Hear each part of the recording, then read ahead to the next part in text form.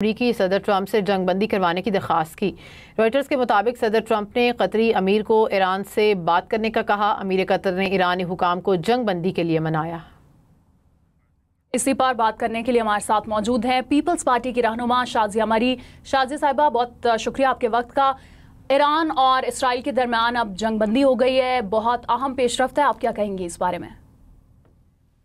جو American bases ہیں ان کے اوپر اٹیکس ہوئے اور اس کے بعد یہ تمام چیزیں صورتحال ہمارے علم میں آئی رات کو، and it is good to hear کہ سیز فائر کا اعلان ہوا ہے اور جو امریکی صدر ہیں ان کی جانب سے یہ اعلان ہوا ہے اور انہوں نے دونوں ممالک کے طرف سے یہ کوششیں جو کی گئیں اس پر یہ اعلان کیا۔ سو آئی تھنک کہ سیز فائر کو ضرور ہم ویلکم کریں، یہ ایک اچھا عمل ہے۔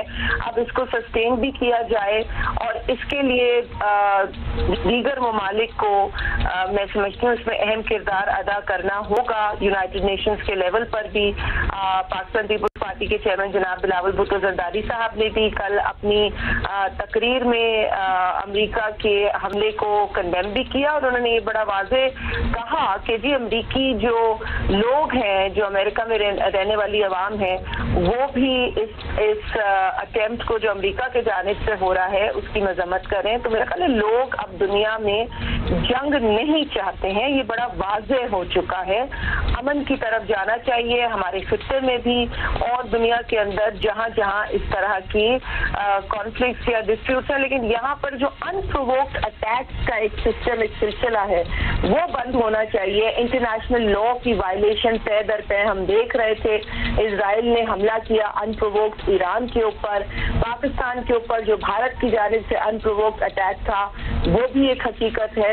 جو انسرٹنٹی ہے اس وقت اور جو ایک جنگجو ایٹیٹیوڈ ہے مودی سرکار کا، اور ابھی بھی وہ جو ان کے منسٹرز ہیں وہ پانی کو ایز ٹول استعمال کر رہے ہیں۔ ابھی ان کا حالیہ بیان ہے کہ جی ہم جو انڈس واٹر ٹریٹی ہے جس کی سسپینشن کا انہوں نے غلط اعلان کیا جو کہ وہ نہیں کر سکتے تھے، اس کے بعد اس پر ہیل بینٹ ہے، آج بھی اس کو ہتھیار کے طور پر استعمال کرنے کی بات کرتے ہیں۔ تو آپ ان کی ذہنی کیفیت کو سمجھ سکتے ہیں۔ اور کل یہ بھی بلاول صاحب نے کہا کہ اب تو ہمیں، میرا خیال ہے کہ یہ چیز اب انفارچونیٹ ہے لیکن ہمیں اپنے ڈیفینس کو مضبوط کرنا ہے۔ اتنی میں سمجھتی ہوں کہ عمدہ کارکردگی ہماری افواج نے دکھائی ہے۔